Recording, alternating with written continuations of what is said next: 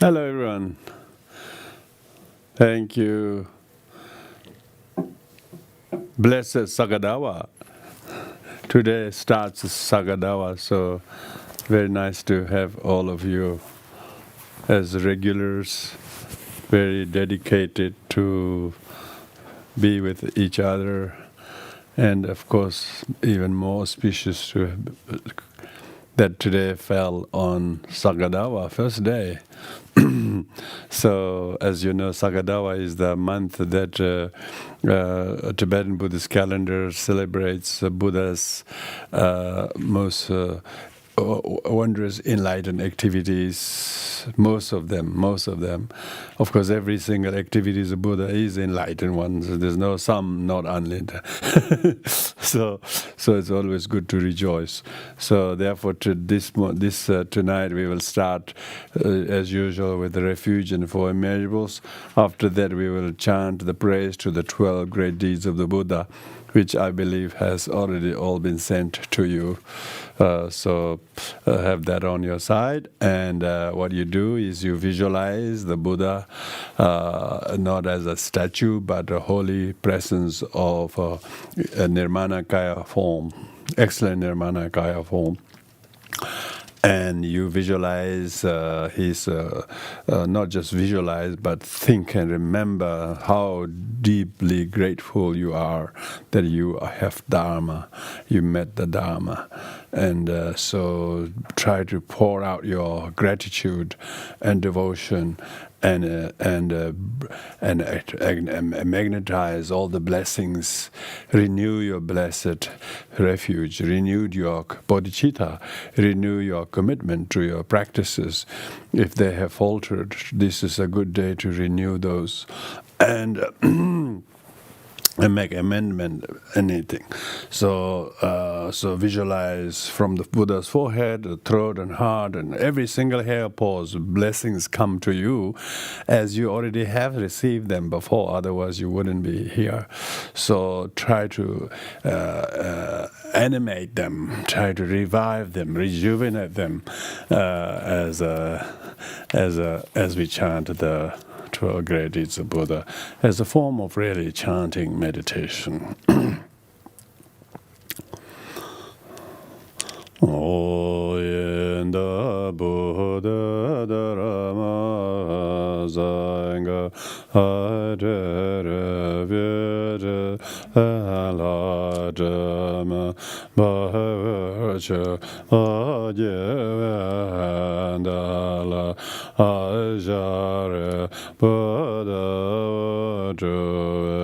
Vajra and Abu Dharma Asanga Adere Vajra Aladama Vajra Ajevandala Ajare Buddha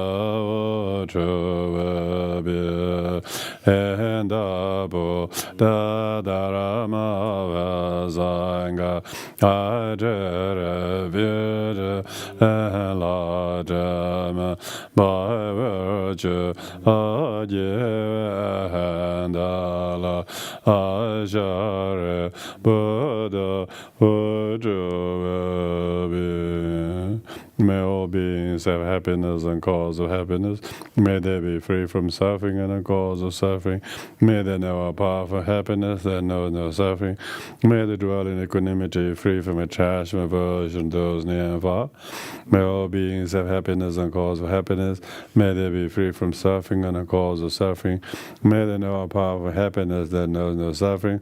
May they dwell in equanimity, free from attachment, aversion, those near and far.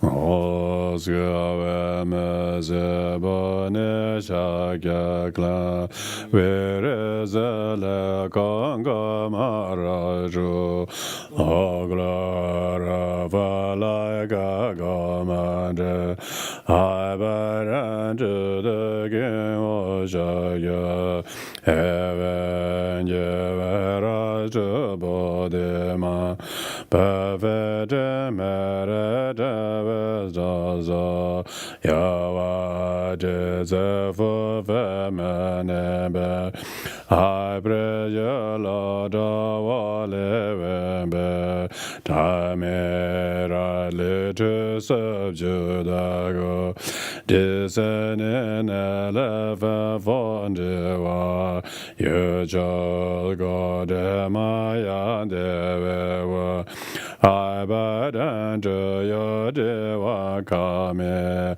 After Temabona Shagya Pre in the wonder grow lumbine Yavana by Brahma Yendra I bad under body grave you're the great line of human being you just what is Magada you did arrogance of I bad you indomitable in a God worldly conda also in order in also you took with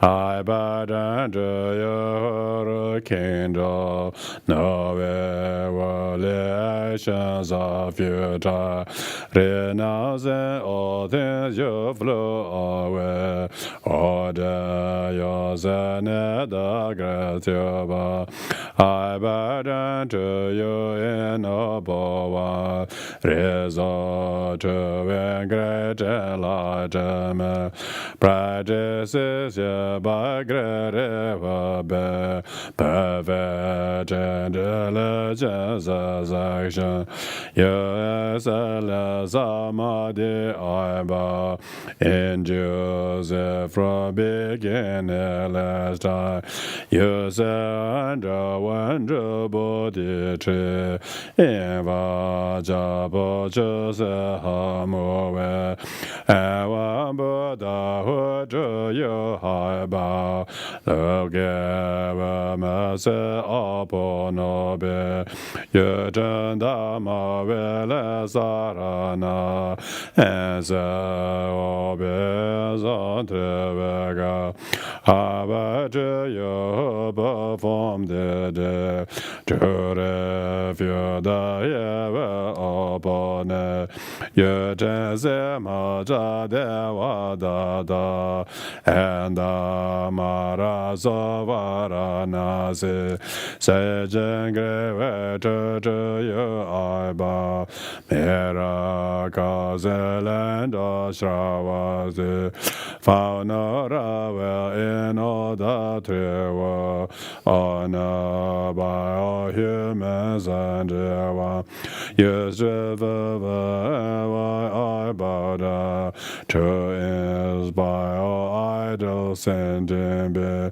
you buzz into the great nirvana in the pure land of Kushinaga for Mara Vajra I bow to the ultimate of it and to ultimate you may manera to appear as a sacrifice buzz I bow down by the merit of praising the day oh blessed our master O teacher may all be emulated may all the Sugata oh the king of the clan of Jagya just say about the last one pure yo wonder nemo hexele me ava big la yos ta da amune mone ma mune shaja mune zo ta da mune mune ma mune Shakyamuni so Tadyada Muni Muni Mahamuni Shakyamuni so Tadyada Muni Muni Mahamuni Shakyamuni so Tadyada Muni Muni Mahamuni Shakyamuni so Tadyada Muni Muni Mahamuni Shakyamuni so Tadyada Muni Muni Mahamuni Shakyamuni so Tadyada Muni Muni Mahamuni Shakyamuni so Tadyada Muni Muni Mahamuni Shakyamuni so Tadyada Muni Muni Mahamuni Shakyamuni so Tadyada Muni Muni Mahamuni Shakyamuni so Tadyada Muni Muni Mahamuni Shakyamuni so Tadyada Muni Muni Mahamuni Shakyamuni so Tadyada Muni Muni Mahamuni Shakyamuni so Tadyada Muni Muni Mahamuni Shakyamuni so Tadyada Muni Muni Mahamuni Shakyamuni so Tadyada Muni Muni Mahamuni Shakyamuni so Tadyada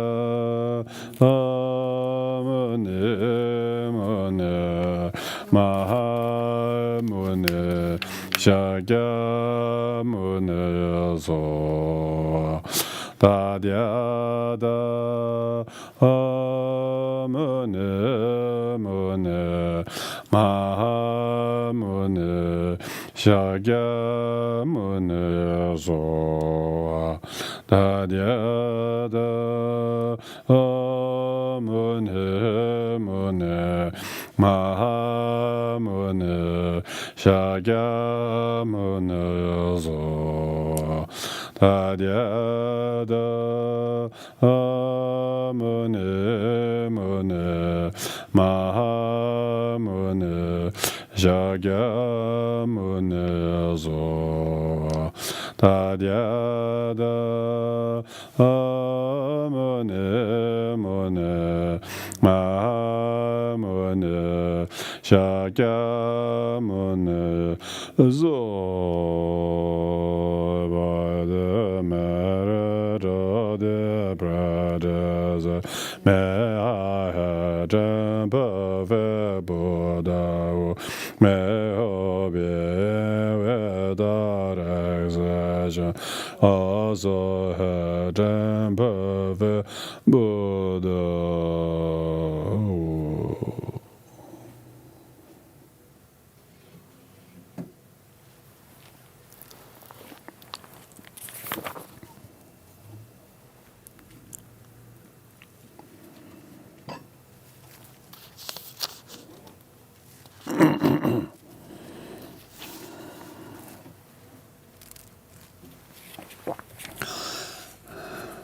So with that, it's good to remind us about the blessed Sagadawa month, or Vesak month, whichever you call it. Of course, every day is a blessed Vesak day. Those who really know the qualities of the Buddha, you can't just do once a year for a few days and forget the rest of the day. It's ridiculous. So it's not a birthday of an ordinary bloke. Is the enlightenment of the amazing. So therefore, it's good that we have good reason to rejoice Buddha's enlightened activities today, in particular, because we are doing the teachings, continuation of the Uttaratantra Shastra, famously known as written by Maitreya, but of course that's not possible. It is actually written by Asanga. But Asanga was too humble to give himself the credit of authoring, so he gave the credit to his teacher, maybe by the name of Maitreya. Then people thought it was, and then so on, so on. So people seem to edify all sorts of things. But there's every proof that this text is a result of one who has studied the Mahayana, particular 5 Mahayana sutras, in which each of these five chapters are succinctly taught in those Mahayana sutras, and that was already taught by Shakyamuni Buddha some 900 years before Asanga was born. So he doesn't have to create a new author. The idea, all the original ideas of this is in the Mahayana sutras. So try to ascribe that to Maitreya is neither here nor there, really. Historically, it's problematic because Maitreya Buddha is future Buddha and is still future Buddha, and not, So you might think, was future Buddha to the Shakyamuni Buddha, but maybe he's a past Buddha, but it's not. Maitreya Buddha has yet to appear, so no yet to appear Buddha. Right text. Particularly when the text or the teaching of the eon of the reigning Buddha's teaching is still apparent. So there's a lot of these kind of stories and Buddhist things. They try to make it too mystical and miss the actual point. So it doesn't mean that people can't have vision of all kinds of supernatural beings, whether you call them whatever. I'm not really too too fancied by being able to have a vision of a deity. I'm not really keen. I rather have vision of kindness to each other. If people look kindly to each other, it's probably much better than this very fearful deity looking over into your bedroom. What do you think about that? I mean, when you read those biographies, sometimes you wonder, are these really legends or fairy tales? Are they really useful? Anyway, that must be very useful. So I'm going to shut up about that. On Sagadawa, you're not meant to criticize. I'm not criticizing, but trying to be a 21st century Buddhist. Because we have all these people born in totally different culture and different background, and try to make sense of Buddhism. And His Holiness Dalai Lama is trying so hard people to make Buddhism relevant to the century they live in.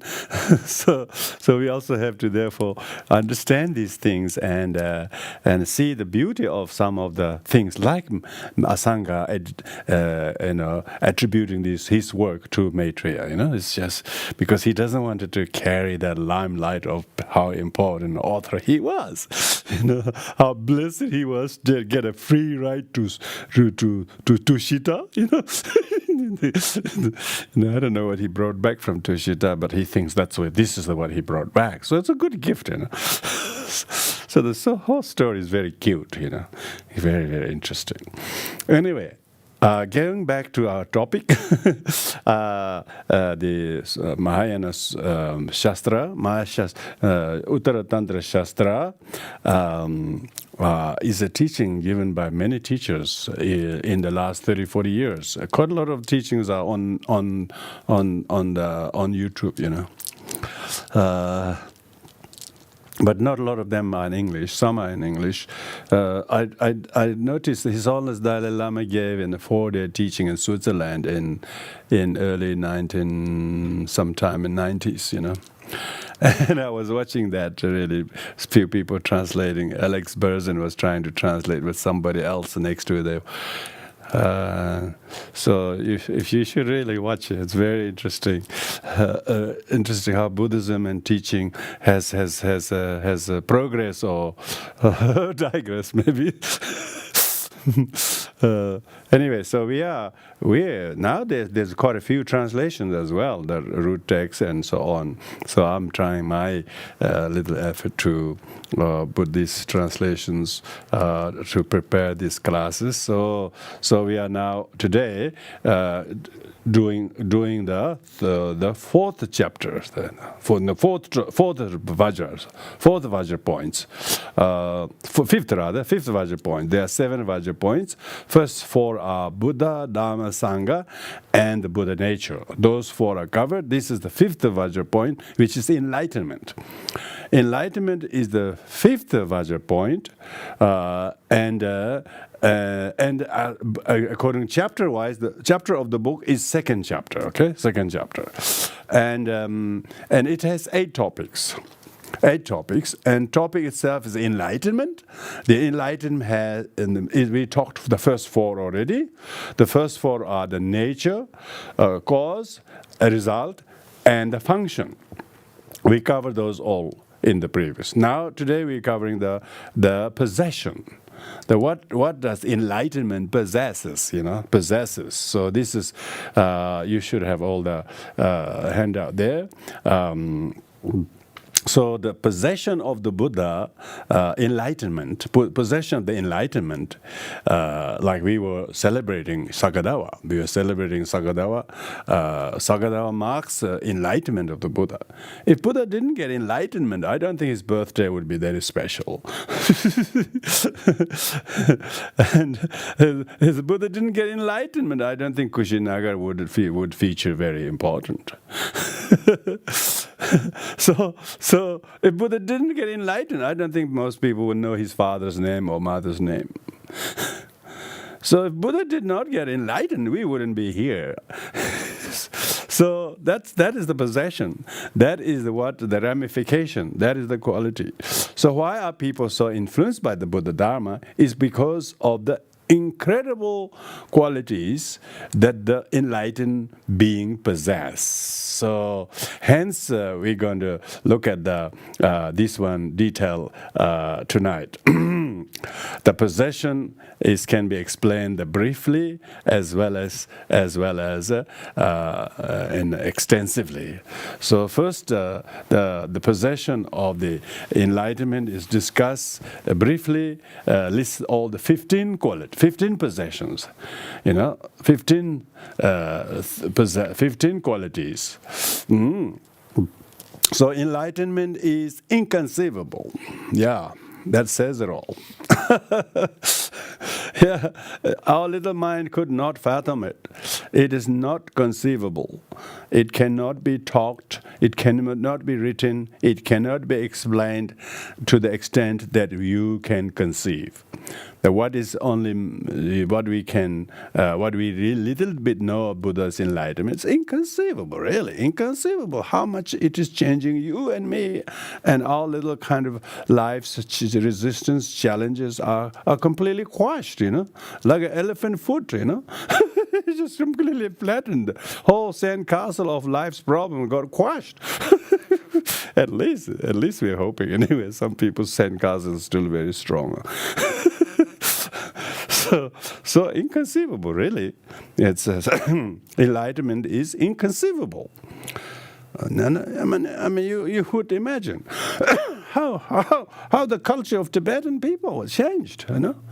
They were really wrathful. Tibetan people were quite violent, They don't believe letting the enemy escape. They will go and hunt him down at all cost. Such a violent tribal people were all tamed. The Kampa people, particularly, very, very. You wouldn't believe it. The Angulimala killing 990 people. The ruthless king Ashoka. How many people were completely changed in the way that nobody can conceive, So it's inconceivable. So that's because this is only the brief one. So the detailed explanation will come later. Inconceivable. So we should meditate. It is indeed inconceivable. You have to just imagine, if you can imagine. It's unimaginable. It is just India would not be on the map. If the Buddha God didn't get enlightenment, Taj Mahal, who want to go to Taj Mahal, Of course, most people go to see Taj Mahal, but India is actually on the... When you will land in Delhi, you will know how the Delhi airport is displaying itself as a land of the Buddha. The modern Indian Prime Minister Modi is trying to revitalize, trying to wake up how that whole land was changed by the Buddha. Sir Ernest wrote a book called Light of Asia. When he discovered himself in India working for British Raj, he could not stop but write this book, reading on the Buddha's teaching. He wrote it, Light of Asia. That is not good enough. It should be the light of the universe. At least he knew something was special. India, the wonder that was. Somebody wrote a book. Professor Basham wrote. Why India is Arya land of the great arhats? Because Buddha's enlightenment produced these galaxies of enlightened arhats and bodhisattvas. Why do everybody flock to India these days? Most people they don't want to go to India. They're afraid of Delhi belly.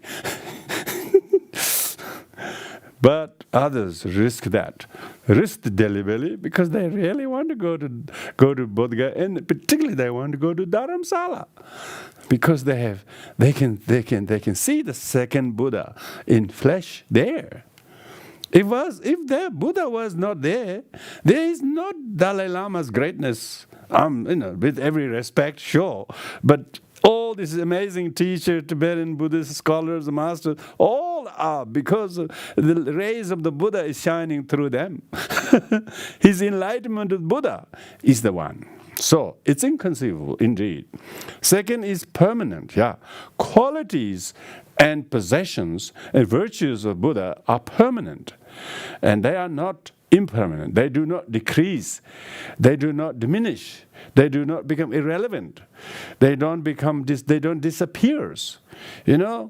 Incredible destructions that happen in countries like India or Tibet because of political changes, but the inconceivable influence that the Dharma made to the people, no matter how many of the buildings are destroyed to the dust, but the amazing faith that is implanted in the minds of the people are permanently there. It's inerasable.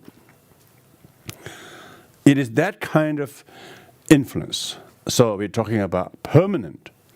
And then next is steadfast. The steadfast. that quality of the enlightened being and their qualities, influence, is very steadfast. Means it doesn't change. It is always consistent. Whenever you look at Dharma, it is always true. It is not summertime true, wintertime not true. It's not like that.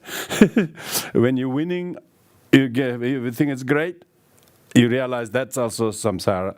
You're also losing, that is also samsara. The teaching is constantly true, constantly steadfastly true. Steadfast, so steadfast. Fourth, and it's peace, peace, yeah. Enlightenment is peace. Enlightenment is peace. It's total extinguishing of the fire of sorrow. Nibbana. Nibbana means to extinguish the fire of sorrow, and then there's peace. Nibbana means to snap the fire of sorrow, of karma. And when you are enlightened, it's then parinirvana means you have gone beyond the sorrow. Gone beyond the sorrow. You no longer have any sorrow because it is peace. Peace is not absence of sorrow, but transformation of sorrow to the enlightenment.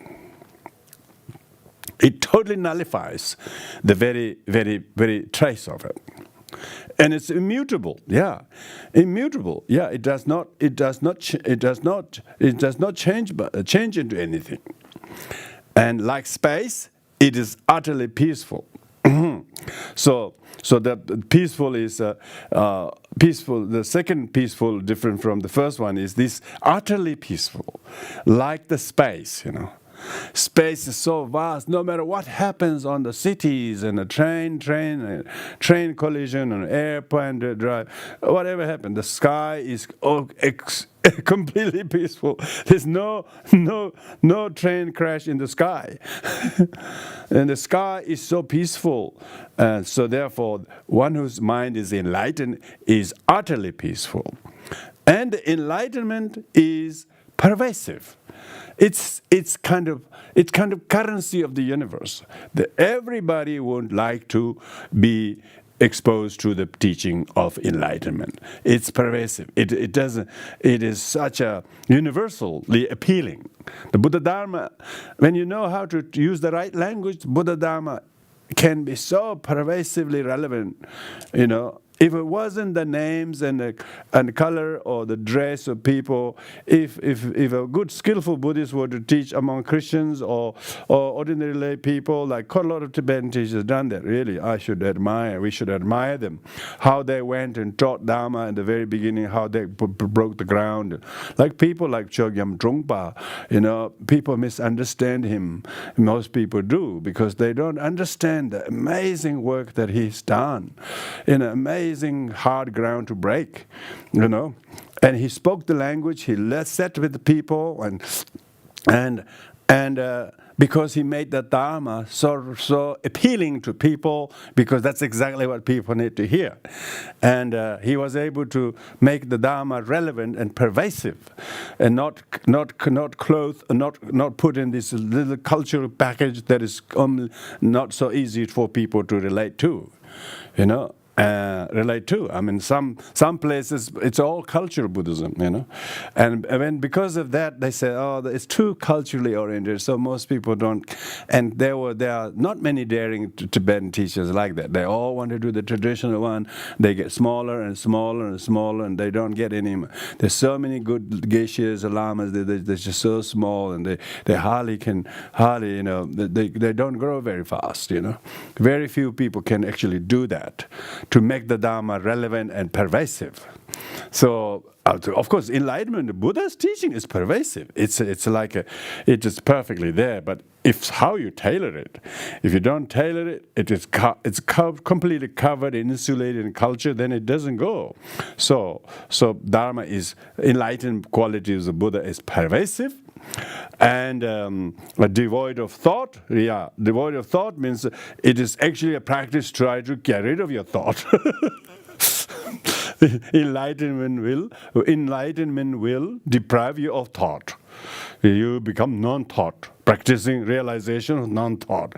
Maybe that's what most people don't want to become, non-thought. Enlightenment is a practice where you get rid of thought. Because we are so littered by thoughts. Our life is littered by thoughts. That's the problem. So we have to pick up all the litters of thoughts and try to be free of littered thoughts. So devoid of thought. Enlightenment is devoid of thought. When Buddha is enlightened, he became completely free of thoughts on an ultimate level. And unattached, not attached to his anybody. Buddha was not attached to his past, was not attached to his role, and he was completely. He went to the forest to practice as a mendicant. Even he got enlightened. He is still living like a mendicant. He never said, "I have to have this now. I'm enlightened." I need double or 13 times or like that. In Tibetan we have these things. Some high lamas get 13 times what the monk should get. So not status, not attached to status, not attached to caste, not attached to status, completely unattached to anyone or anything, let alone status. And unobstructed means Buddha's ability to penetrate the enlightenment teaching is very penetrative because it's not obstructed. Free of all coarse tactile, free of so it means that it doesn't have any kind of untoward appearance. The enlightenment is so appealing and so soft to everybody's mind. When people really hear the Dharma, they can tell it's true Dharma.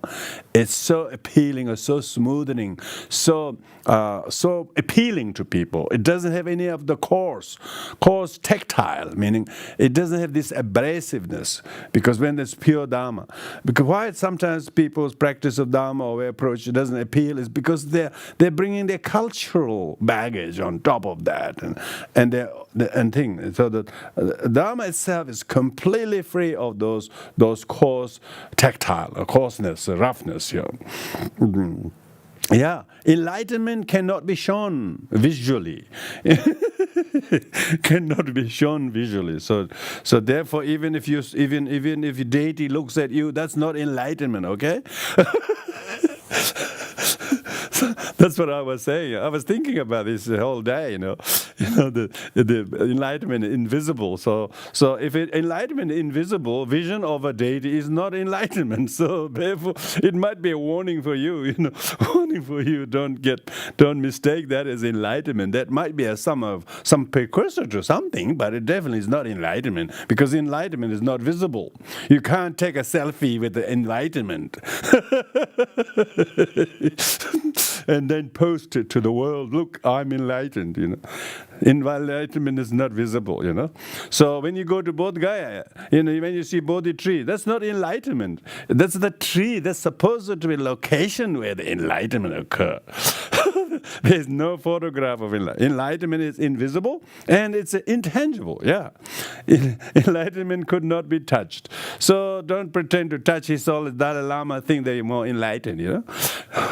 Every time His Holiness Dalai Lama comes down through his palace, down the corridor, all these people want to touch him.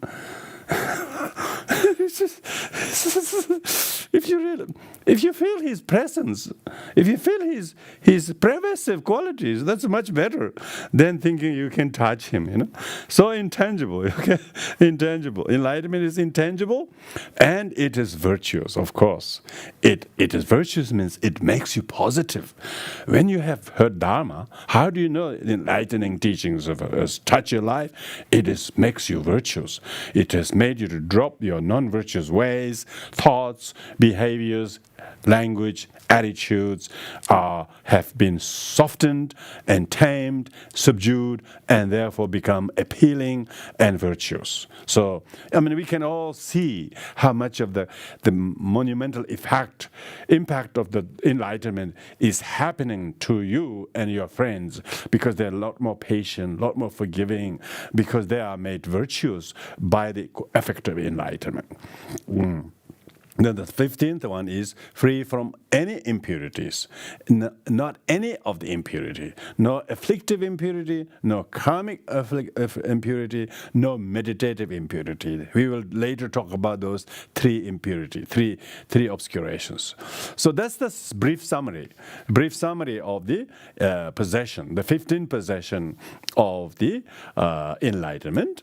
Now this will be extensively explained from the next verse onwards, and this is because this is Mahayana text. This is the chapter. This is the chapter within the chapter. This is the section which gives the detailed explanation of the three kayas.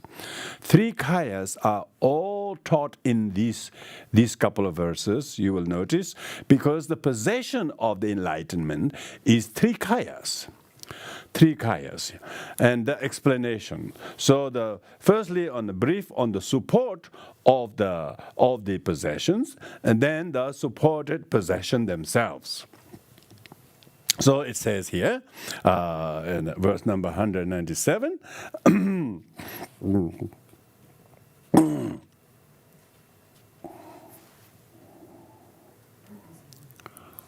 Hmm? 197, yeah. 197. It says the two kayas.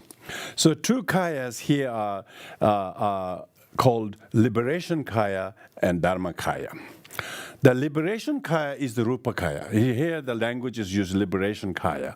The liberation kaya is the rupa kaya, and dharmakaya is the wisdom kaya. So dharmakaya. So here, firstly, because before we talk about the three kayas, it has to talk about support. Support of the three kayas is the two kayas. That is the kayas means form. So wisdom form and wisdom aspect and form aspect of it.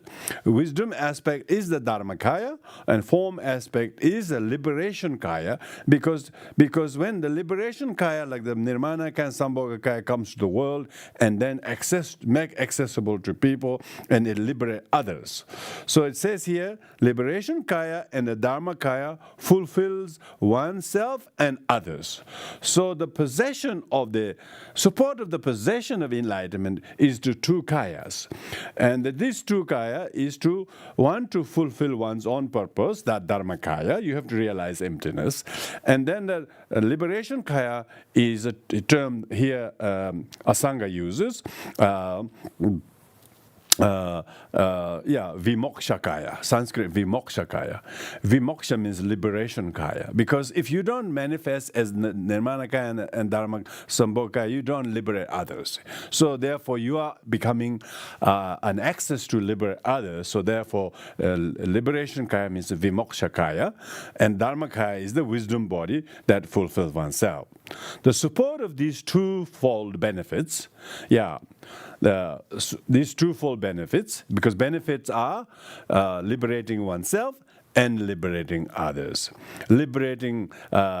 So these twofold benefits possess inconceivable and other 15 qualities. So the support is the two kayas, supported is the 15 qualities we just briefly mentioned. Can you understand? So this verse is very important. This is how the Uttaratantra text goes. It just tells all the 15 possessions of the enlightenment, and then it puts into this next verse that the two kayas is the support, and supported are the 15 qualities, 15 possessions. So that's why it's called brief on the support. Now, explanation on the individual 15 qualities. Explanation on all the 15 individual qualities. Verse number 198. So enlightenment. So in the Tibetan text, they don't repeat the word enlightenment, but I put enlightenment there because they say it. Because most people wouldn't know what the hell we're talking about. So if you read the other translation, they try very hard to translate, literally put it. But most people would, when they read it, they don't know what they're talking about. So therefore, if the word enlightenment is the noun, I want to make people remember we're still talking about enlightenment, is the object of omniscient primordial wisdom. So meaning the enlightenment is the object of the omniscient primordial wisdom. Because is not an object of the three insights. Yeah. So these three insights refer to, very important, it is story explaining the distinction of the primordial, omniscient primordial wisdom from those three ordinary wisdoms. What are the three ordinary wisdom? It says not an object of three insights. These are wisdom derived from the intellectual study, wisdom derived from contemplation, and wisdom derived from ordinary people's meditation. Because even ordinary people, when they listen, there's wisdom derived from listening, study, wisdom derived from contemplating, thinking, and wisdom derived from their meditation. So no matter how many arhats and bodhisattvas have really great realizations, like Asangas, it's nothing comparable to the Buddha's omniscient mind, omniscient wisdom, yeah? So therefore, when they refer to the, is not an object of the three. Enlightenment is not within the reach of these three wisdoms that we usually promote people to practice. Wisdom derived from listening, wisdom derived from contemplation, wisdom derived from meditation. So this means, therefore, enlightenment is not the domain of the ordinary effort of study and contemplation and meditation. So even those with the wisdom Buddha should realize how inconceivable the enlightenment is. So that's why enlightenment is inconceivable. Because those who have three wisdoms cannot conceive enlightenment. It's only the enlightened one can conceive enlightenment, but even that, we are just saying it so because we can't, but therefore it's inconceivable to us. Of course, it's not inconceivable to the enlightened one, but it is not conceivable by any of the arhats or bodhisattvas. No arhats and bodhisattvas can conceive. It is said that the Moggallanaputra could not know where his mother was born. He had the miraculous power to rescue her only if he knew where she is. But only Buddha knew where his mother was reborn. If Buddha didn't assist him, he could not do anything. So that's why even an arhat has not an iota of the wisdom of the Buddha. So that's the point. Why we say inconceivable. Inconceivable is the first of the 15 qualities, 15 possessions, remember? So we need to understand these 15 qualities, how they are explained. Yeah. And why is it inconceivable? Inconceivable is being subtle. It is inaudible object. Yeah, because the enlightenment is so inconceivable because it's so subtle.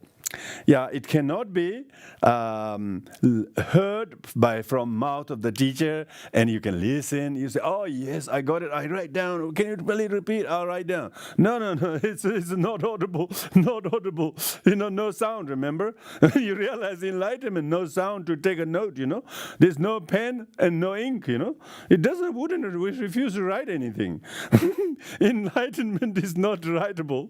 Enlightenment is not audible, and you can't record. passport, you can't put on Google Drive. Okay, no such thing. It's not possible. Enlightenment is inaudible. is not an audible object. Why? Because the subject of enlightenment is not a domain of the three ordinary wisdoms through study, through contemplation, through meditation. So therefore it's very, very subtle. Being ultimate, it is beyond thought. Yeah, it could not be discussed in the thought between thinkers. You can't have three thinkers on the stage and discuss enlightenment. I'm not doing that. I'm not pretending here talking enlightenment. I'm just discussing what we couldn't discuss. So, which is quite okay, which is quite okay. Being deep dharmata is not an object that worldly can meditate and so on. Yeah. So it is not a subject, an object of anybody can meditate and talk about, oh, this is the meditation. It starts here. Its middle is like that. You should finish the meditation like that. The enlightenment is not like that. It is not a domain. It's Buddha alone knows it. That's why the enlightened being is so rare. Because everybody thinks that everybody's enlightened. That's ridiculous, Then it would be just too plentiful. Sure, some have small, little bit of enlightenment maybe, but the Buddha's enlightenment, nobody have. No one. Buddha alone know it. Remember that.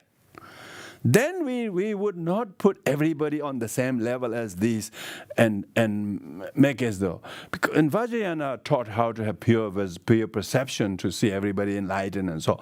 But that's a really good training of the mind. But it's not, that still is no justice to what actual enlightenment being is, enlightened qualities are. So Buddha alone can know, therefore it's inconceivable. Yeah, it then now explains why it's inconceivable. See, the first of the 15 qualities is explained in this and the next verse. Yeah, so no one can know it. Yeah. So verse number 200, it says, so because it's so profound and subtle, it's only the domain, enlightenment is only domain of the Buddha. So that much we can conceive, but enlightenment itself is inconceivable. Inconceivable from that point of view. So you can't say enlightenment is knowledge, and then try to know. And that explains like the blind with the visible objects, yeah. Like the blind person could not see any object, No matter how much new product comes along, he can't say, oh, I can look that, maybe the new one I can see that. No, that's old object, new object, or he could not see any visible object, visible. So childish sentient being, childish has never seen it. Childish sentient beings cannot see the enlightenment. It is, no one can see enlightenment. No one can see enlightened one. When people saw Buddha, they were seeing something, but not enlightenment. Enlightenment could not see with two legs and a hand, Enlightenment is not a finite person with a long earlobed person. Enlightened being can manifest as a Dharmakaya, but enlightenment itself is not someone anybody can see or touch or hear. Even the noble ones, like babies, would glimpse the sun from the house where they are born. So, what does this talk about? Is that the noble one refers to the arhats, yeah, the arhats. Even though their realization of emptiness of self is relatively much better than the ordinary people, but they still could not see. They could not see the enlightenment. And it's just like just like newborn baby cannot dare to look at the sun. I'm sure some experienced mother know they shouldn't take the newborn baby in the sun. Do you know that? Yeah, they don't. They should be all covered and not taken the sun, because it is just too bright for the eye for the baby. It is not. So all the arhats are like the little babies who are not meant to look at the sun. Sun is too bright for the eyes of the ordinary, for the childish like beings who haven't. So that's why the old young infant cannot bear look at because his eyes is not quite yet developed. Yeah. Likewise, ordinary sentient beings, even the arhats, are not developed enough to actually see. So that's why it cannot see it. Even the noble ones, like babies, the analogies given, the baby could not look at the sun. Likewise, even the noble ones could not see where they are born. So, because the noble ones are relatively much realized. Now, this is very important. Here, Rangton's commentary is so helpful. He says he went and he dug this out. He dug this idea from this Mahayana Sutra. Mahayana Sutra, called the Sutra of Shrimala. In the Sutra of Shrimala, it says, "Oh blessed one." For instance, just like the blind cannot see any objects. No matter what it is, blind can't say, "Oh, maybe you can see a ball. Maybe we can see a horse. Maybe you can see this." But no matter what object you bring, the blind cannot see. Like that, blind cannot try to look at anything.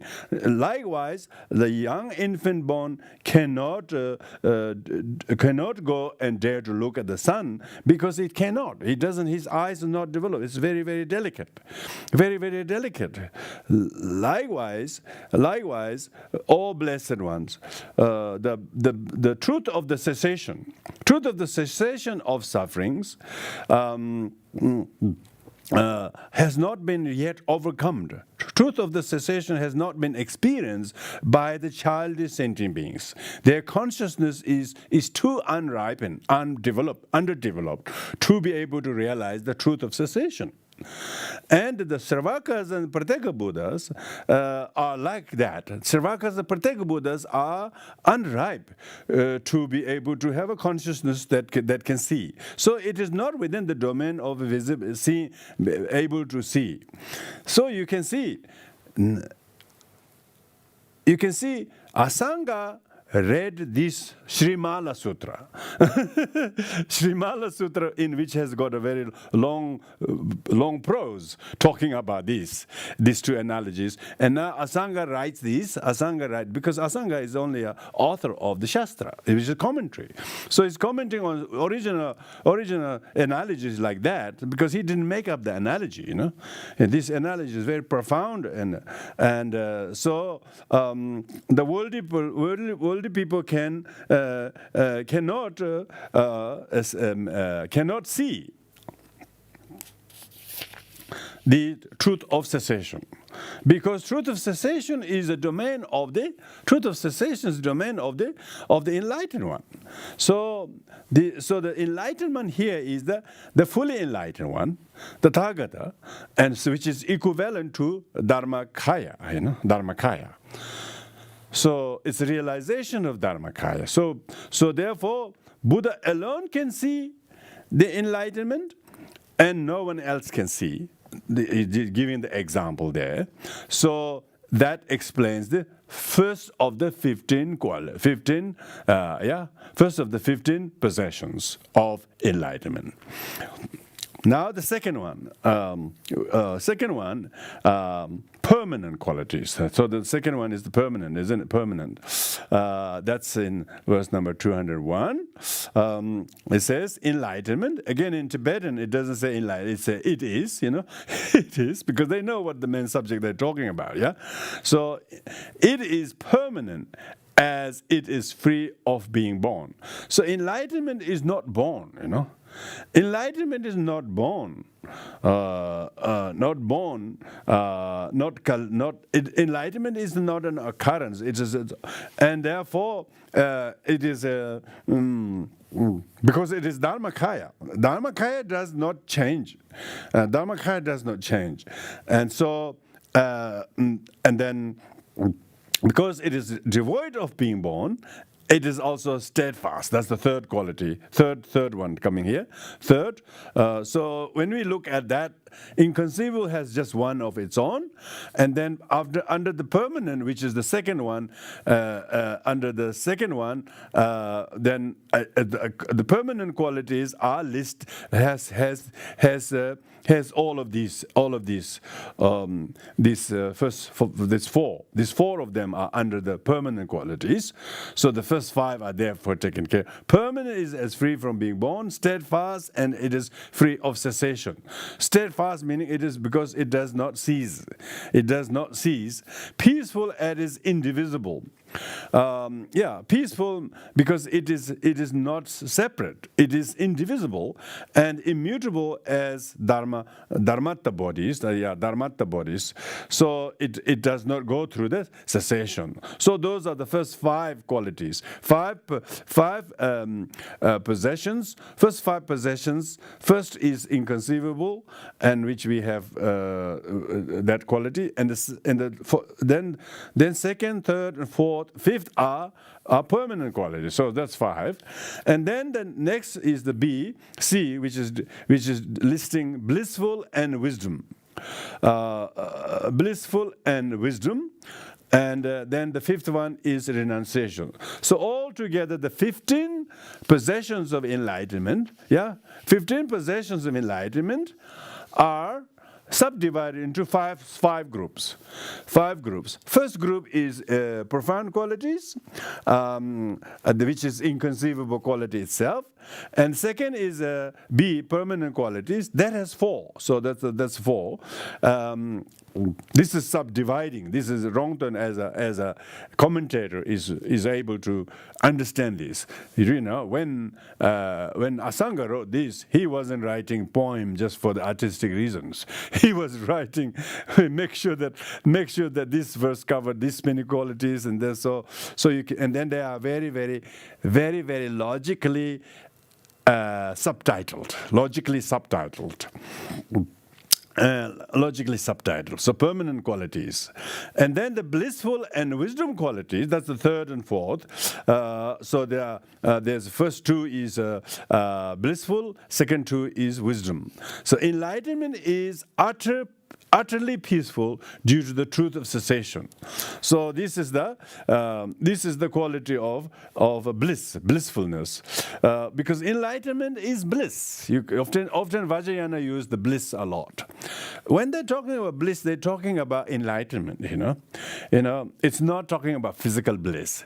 It's not kind of ordinary bliss from touching, or bliss from eating, or bliss from seeing, or these are contaminated bliss. They could be bliss, but they are contaminated bliss. They're contaminated by dependent on things. The bliss of enlightenment is not within the domain of the five sense organs, and that's why it is not knowable by the childish.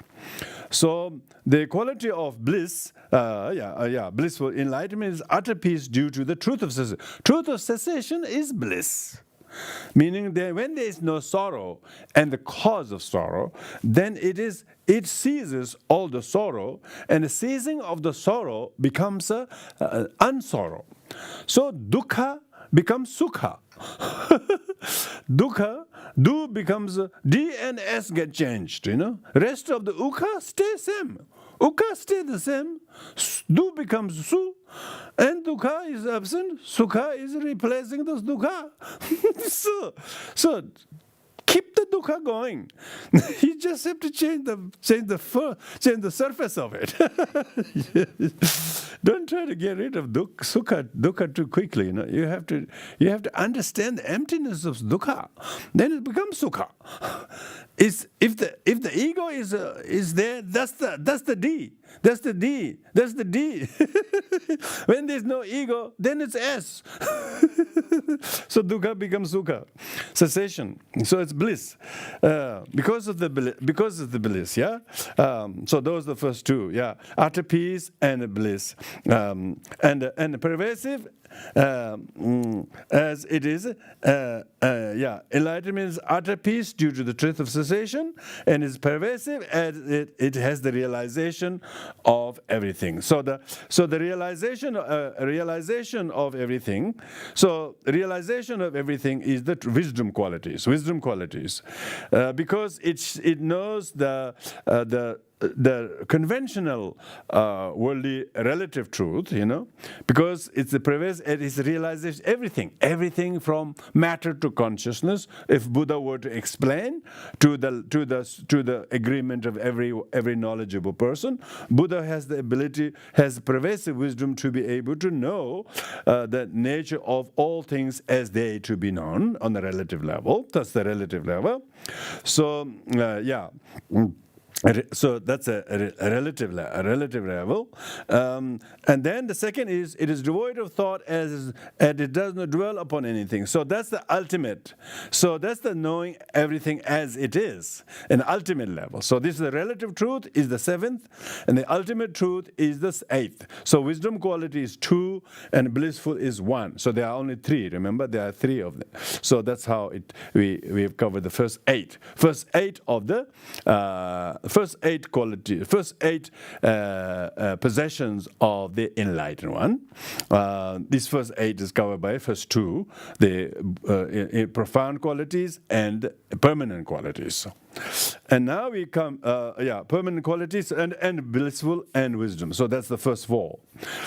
The last one is renunciation qualities. Renunciation quality is quality of abandonment, abandonment. So that still is part of that verse. It is unattached as afflictions eliminated. It is means enlightenment. The enlightenment is not attached as all afflictions are eliminated. All afflictions are eliminated. All afflictions of what do we call the karmic afflictions, and knowledge obscuration. All of those are eliminated. Therefore, quality of realization, realization. We usually call it what you have to drop. And those other qualities like the profound qualities and permanent qualities, blissful quality, wisdom qualities, these are quality of attainment. And the 5th one is quality of eradication or renunciation, what you have to get rid of. Usually what you get rid of replaces what you attain. Your attainment of enlightenment is what you are able to abandon. So the renunciation is unattached as afflictions are eliminated. Because afflictions are eliminated, the elimination means abandoned, So therefore all the obscurations that we talked about in the Buddha nature teaching itself, using the 9 analogies, such as the rag and the honey, the bee, and these are all abandonable. These are all abandonable factors. These are renounced. These things need to be renounced or gotten rid of. So the enlightened beings have qualities. If you are developing certain dharma blessings and practice, even as a path of accumulation, you will see certain faults are dropping, and so the dropping is what you're abandoning, like whatever habits or whatever wrong ways or whatever not so positive ways that one used to have. One is now free from those, and then they are replaced by some qualities.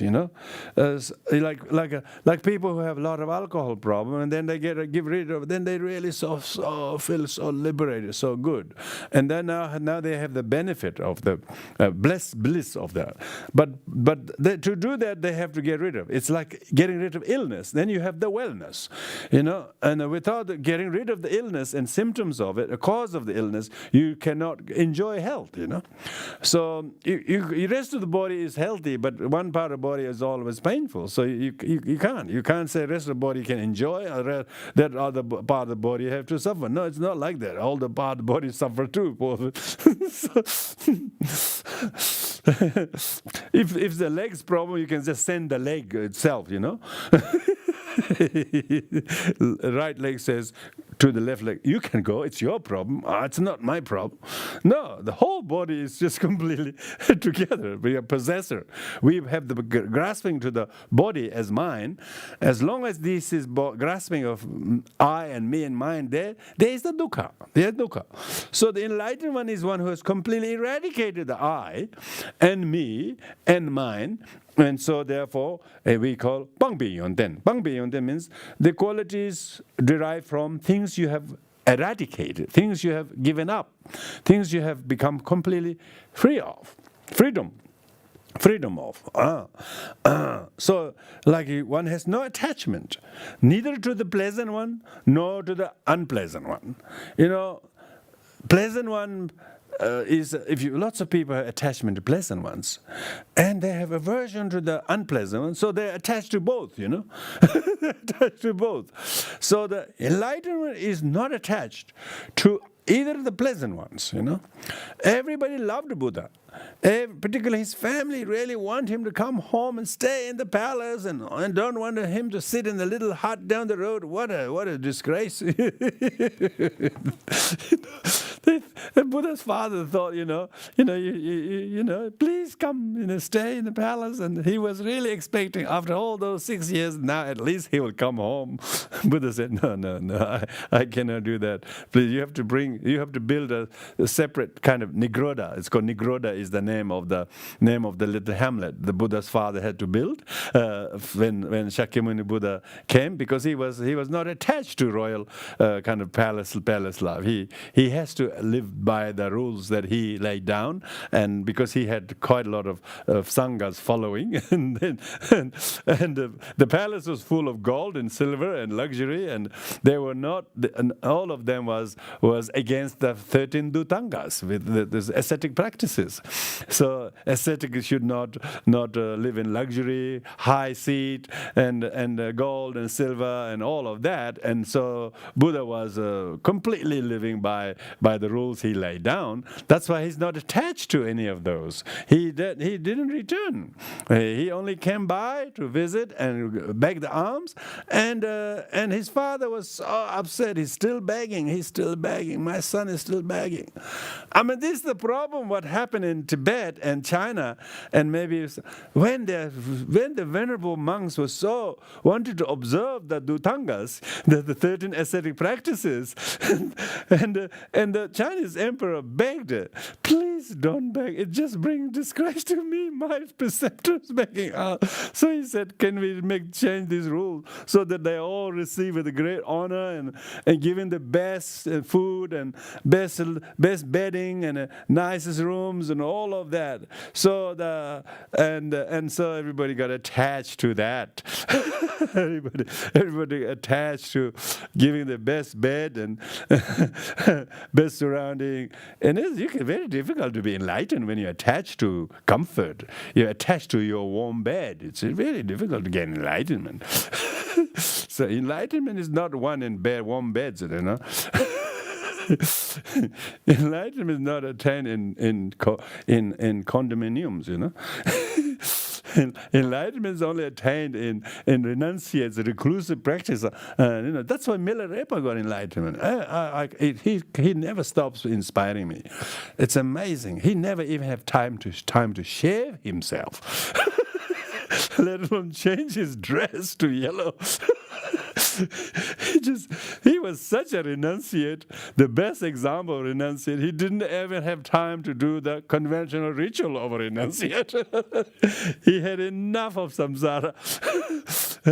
And yeah, he really adopted all the 13 ascetic practices, giving up for all the things and living, hardly wearing even rags. Milarepa even wouldn't wear rags. The renunciate should be meant to actually wear rags. Their robes are made out of rags, because Tibetan word tapa means made out of rags, made out of pieces of rags joined together. Of course, Milarepa was totally unattached to anyone, to anything. So even Milarepa would not be regarded as same as Buddha, not, because according to this, enlightenment is not visible in human form. Remember, sure, Milarepa was as high as 8 bhumi, 9 bhumi, 10 bhumi, still not same as perfect Samyak Sambuddha, So we are talking about qualities of enlightenment. Pangpe yun then, And so totally. And then verse number 203 and 204 is explanation of the rest of the six possession of enlightenment. As all knowledge obscurations purified. So because enlightened one has purified all knowledge obscuration. The all knowledge obscuration means not just afflictive, but cognitive obscuration. Obscuration of knowledge of thinking nirvana is truly existing. Nirvana, grasping to nirvana, even the emptiness of nirvana is realized. So all knowledge obscuration is purified. Therefore, enlightenment is unobstructed. Yeah, unobstructed, and it could not be now tainted by any of the three obscuration, because you are totally free of the obscuration. That's number 10. And the enlightenment is therefore devoid of true obstructions. Devoid of true obstructions.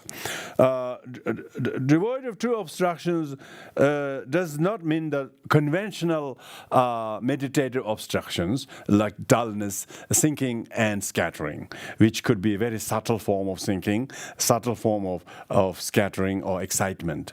It doesn't mean that. It is very dynamic kind of obstructions, because people experience the bliss and the taste of samadhi, and they become very attached to them. And so therefore Buddha, the enlightened one, is devoid of the subtle obstructions of meditation. Because of that, the enlightenment is not serviceable. Because otherwise, most people get attached to the contaminated bliss of meditation, like dhyana. Dhyana. They could talk about in the other tradition. They talk about jhana and they talk about jhanas. Or the jhanas becomes the obstructions. They become the hindrance from actually attaining enlightenment. So the enlightened being do not have any of the obstruction who are attached to the flavor of the samadhi. So because of that, the enlightened being is devoid of these two obstructions. These are really subtle description in the higher teachings about those, and it is freedom from the touch of the cause objects of contact. Yeah, so we talked about that cause object at the beginning. This cause refer to the problem that occurs in the quality of various semi-spiritual realization. They all have this little bit of spiritual pride and arrogance and all of that. So this kind of cause nature, the touch of cause objects of contact, they are total enlightened being is completely free of these kind of I would say we can call it rough or cause tactile.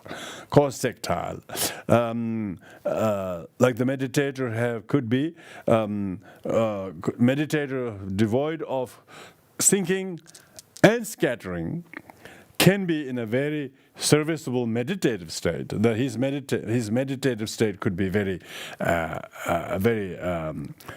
powerful, very powerful.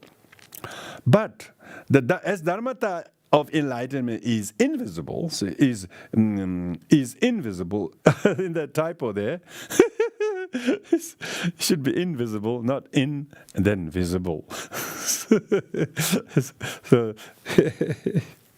yes, it's invisible. Okay, very, very different, big difference there. Enlightenment is invisible. so invisible, yeah.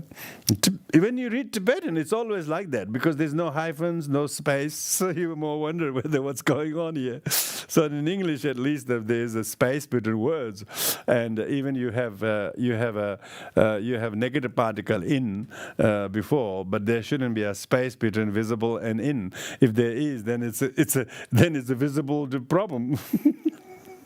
So it's invisible. Yeah. I should correct that. It's full of mistakes because all these coarse tactiles happening there. Coarse tactiles. Invisible. Yeah, enlightenment is invisible. So that's why it's really, I was wondering why they say he had this vision, he had that vision. Yes. No wonder all these people say they can see things, they can hear things. No wonder they're treated just mentally not quite sound.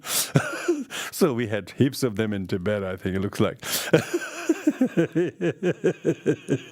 We have heaps of them is not conventionally sound mentally because they saw so many things, they heard so many things. If the child is born and the little infant recites Sanskrit mantra, the mother thinks it's great, Why shouldn't they speak Russian and we think it's great, So it's a lot of spiritual materialism there. There's a lot of spiritual materialism in Tibetan Buddhism, It's all, my son spoke like that. And they think he's so great and he can't remember a damn thing after a few years later. And so the enlightened one beings don't come in little snotty boys, Tibetans put them on the throne and they think he's enlightened and all the rest. What a disrespectful to the enlightenment, really. Enlightened beings, enlightenment is not going to manifest as a little grotty boy over which people fight. So, culture Buddhism has to be stripped away when you talk about these teachings. And you can put the culture grab on top of that, keep it there. We are not destroying that. There's not the least of the purpose. But we need to understand what is enlightenment. Enlightenment is not visible. Let alone discussing who is this true candidate going to be one. What are we talking about? It's politics. It's power. It's a system of control. It got sipped into the tradition, and we think we should keep that. That's not tradition of enlightenment. Enlightened being is only the Buddha, only historical Shakyamuni Buddha is the enlightened one. If there are so many over who we can fight, we have definitely got it wrong. This is how cultural attachment hijacks the very spirit of Dharma. Dharmata is invisible, It cannot be seen as it is signless. Yeah. It is signless. It does not have a sign, let alone Dhammarus. A possession of someone is not a sign of enlightenment. Huh? Possession, yeah. Like a Dhammaru of a previous Lama is not a sign of enlightenment,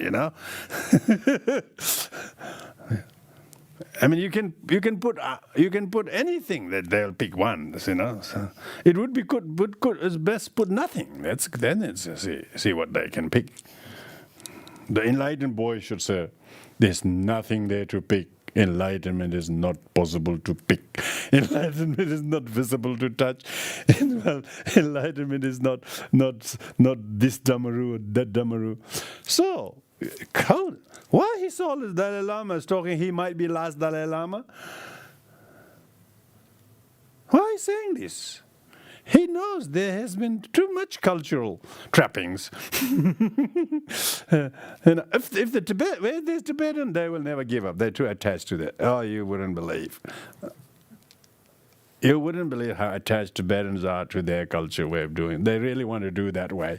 They want to, every little Lama passes, they say, oh, they write a prayer, may he be reborn and so on. Of course he will be reborn, If you really go, he might be a cow, he might be a... But no, they will make sure that, and they will find a little boy, maybe someone's nephew, or usually that sort of thing happens. And that's how tradition goes. That's not the way of honoring enlightenment. That's not the way of honoring enlightenment, that's for sure. It says here, it is signless. Enlightenment is signless, it's not visible, it's not... So therefore, of course, when we talk about Nirmanakaya, of course, there's someone who has to be so realized. But Dharmakaya cannot be in this sense. It cannot be grasped, it says. It cannot be grasped, let alone distinguished from one to another. It cannot be So what does this do is this heightens the value of the possession of enlightenment, so that it is not something to be played for other worldly reasons. Power or groups or this faction and that faction group support that boy as enlightened one. That faction is this is not way of honoring enlightenment. This is definitely why it says very explicitly, cannot be grasped, cannot be seen, cannot be touched. So maybe a symbolic representation. It's all the Dalai Lama says this these days. He says, I'm the manager of Chenrezig institution. He says, I'm not too bad manager of the Chenrezig institution. He says this, and really I can feel, he's talking the truth, He's talking the truth. The manager is the manifestation of it, but that's not the enlightenment itself. Enlightenment itself could be seen or touched or apprehended or recognized, because enlightenment is not conditioned. It is not conditioned aggregates. Its conditioned aggregates is contaminated by karma, affliction, and suffering. The body still came from everybody's body were produced from. Enlightenment hasn't got a body that is produced from that. The Dharmakaya we're referring to. By being its own nature pure, because by being by its own nature pure, so that's referring to enlightenment. Dharmata, the enlightenment being its nature of its own purity is its own quality. It's naturally pure. Because of that, it is virtuous. It is virtuous ultimately. It is not virtue in relation to non-virtue, okay? It is not virtue that comparison to non-virtue, it is virtue. Not that kind of virtue. This is ultimate virtue. Ultimately, it is virtuous. So it says, virtues refers to It is ultimately virtuous. It is not the kind of virtue or non-virtue in relation to relative to each other. It's virtuous to virtuous to observe silence, or virtuous to do this vow or that practice. In relation to not doing the other, it is virtuous. But these virtues is not the ordinary relative virtues, but it's ultimate virtues. Ultimate it's ultimate virtues, and it is immaculate. It is immaculate means it is totally free from all the impurities. The impurities refer to the adventitious obscurations and impurities. So this concludes the brief. Yeah, that's just the brief. Yeah, that's the brief. Sorry. That's the. This finished tonight. The fifth of the eight topics of the subject enlightenment. Enlightenment has eight topics: the nature, the cause, the result, the function. We discussed in the previous sessions. Today, the possessions. The possession are the what actually it possesses these 15 qualities. These are talking only in terms of possessions. Possessions as the fifth of the eight topics of the subject we have. So later on, when you talk about the activities and qualities, so we are talking about different. When we talk about the third and fourth chapter, it is talking about the qualities, like all the 112 marks of the Buddha, and his verbal quality. That's physical quality, 112 marks. Usually we hear about the 32 major marks, 80 minor marks. Yeah, these are all coming. These are all coming in the next chapter, because they're talking about qualities of Rupakaya. But what we are talking here is qualities of Dharmakaya, yeah? Quality of Dharmakaya that is not manifesting in the world, that is not accessible by us. We couldn't access Dharmakaya of the Buddha with these qualities we have just discussed.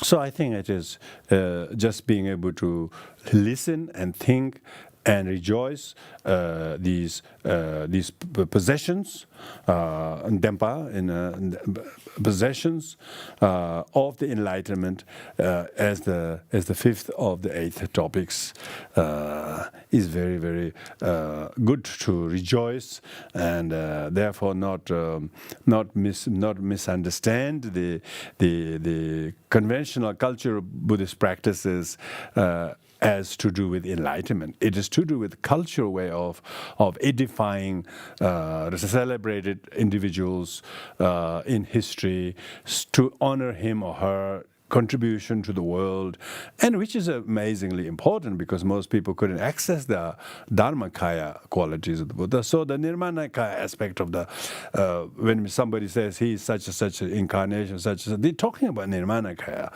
So these are not possessions of Nirmanakaya. These are possession of the Dharmakaya. So that's why we need to distinguish, because enlightenment is the enlightenment of the Dharmakaya. And then the activities of the enlightenment Dharmakaya then manifest as the liberative kaya. The liberative kaya is the what called as Nirmanakaya and Sambhogakaya, which we haven't discussed yet. So that's why it's really good to know that we are only talking about the support. The support is the liberation kaya and Dharmakaya. And out of that, Dharmakaya is that which fulfills oneself. And Dharmakaya fulfills oneself, and then when it wanted to extend to benefit others, it then takes the form of liberation kaya, which therefore elaborates in the forthcoming teachings. So it's a very good topic to be doing this in Sagadawa. So we'll be doing that in the next few weeks. Thank you, everybody. So we will dedicate the merits of these efforts of listening by you and my also helping myself trying to listen myself to Rongtan and the Asanga's beautiful writings. Indeed. Very special. Thank you very much, everyone. Let's do the dedication merits. By the way, we are going to celebrate Sagadawa. Sagadawa falls on the 14th, which falls on Tuesday. So on that night, we will, we will do the same, but not so much of the teaching. But we will do a 16-hara puja, and by way of inviting everybody else to join here in person. So that's coming in 2 weeks' time. So those who are in person, so that those in person, we usually make an attempt to invite people to come and attend in person. So that's going to happen on the 14th. So it's a very good way to keep yourself very, very inspired in these qualities of the enlightenment, which is out of very rarities. The Buddha Shakyamuni is the one of the rarest who fully achieved the enlightenment, and without one enlightened one, there will be not the Buddha Dharma, let alone Sangha, let alone the enduring Sangha for 2,500 years. That's why Buddhist world celebrates the Vesak in a very cultural way, beautifully. You can see that all the cultures really take day off, or week off, or month off, or whatever, and do whatever they can, and so. So with this reminder, I would like to dedicate the merits with everybody. Thank you very much.